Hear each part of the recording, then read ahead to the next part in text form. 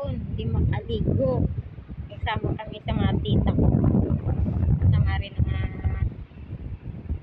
mga bata. Long Beach daw, dito ang Long Beach daw. Kaya lang, parang yung kulay ng buhangin, madilaw-dilaw. Hindi katulad ng nakita ko sa TV. First time ko lang makapunta dito. Ito, kasama ko si baby at ang kuya niya. May pang mundo yun kasi.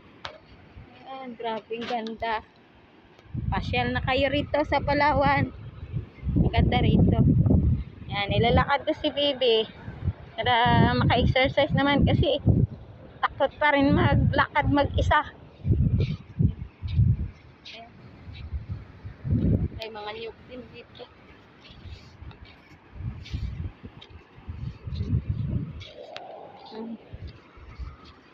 Kaya Long Beach siguro ang tawag dito kasi maganda ang buhangin, malinis ang dagat, tapos yun nga, walang nagtatapon ng basura.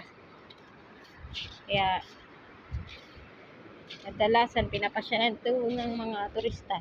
By the way, first time ko lang po dito pumunta.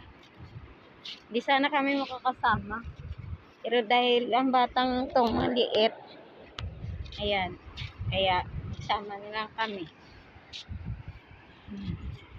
Kapatid ko nakapunta na rin yata dito. Yung graduating sana ngayon, kaya lang nag-test na siya.